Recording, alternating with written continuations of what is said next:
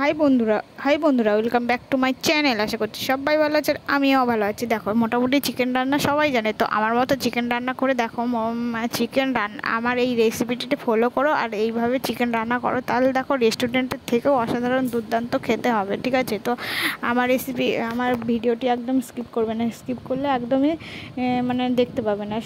সব রকম এই ভিডিওর মধ্যে দেওয়া আছে। তো দেখো, আমি সব রকমই মশলা সানরাইজে পেস্ট ব্যবহার করছি। সানরাইজের মশলাকে মানে কোনো রেসিপিতে দিলে না খেতে অসাধারণ হয় আর দুর্দান্ত হয়, কালারটাও সেই হয়। তো আমি দেখো আলুগুলো সব ভেজে নিয়েছি আর পেঁয়াজগুলোও ভেজে নিয়েছি।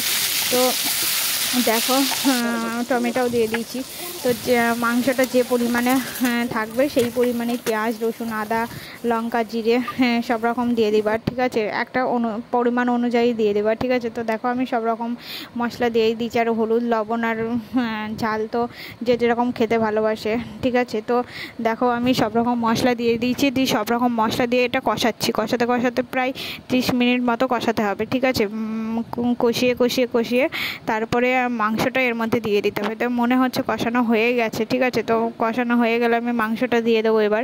ঠিক আছে, তো মাংসটা এবার দেখো মনে হচ্ছে এটা তেলও বেরিয়ে গেছে। তো এবার আমি মাংসটা দিয়ে একটু ঢেকে দিলাম। ঠিক আছে, যদি ঢেকে নিলাম আর মাংসটা দিয়ে কষাতে প্রায় 30-40 মিনিট মতো কষাবে। ঠিক আছে, তো কষাতে দেখছি প্রায় হয়ে গেছে। এবার দুটো কষা তুলেও নিলাম, এবার খাবো। ঠিক আছে, তো কষানোর পরে দেখো আমি একটু জল দিয়ে দিলাম। যে যেরকম পরিমাণে ঝোল খেতে চাও সেরকম জল দেবে। ঠিক আছে, তো আমার ভিডিওটি কেমন হয়েছে অবশ্যই জানাবে, আর সঙ্গে থাকবে, পাশে থাকবে। গরম গরম ভাতের সঙ্গে তো মাংস অসাধারণ দুর্দান্ত লাগবে। যদি ভালো লেগে থাকে লাইক, কমেন্ট, শেয়ার আর সাবস্ক্রাইব করতে ভুলবেন আমার চ্যানেলটি।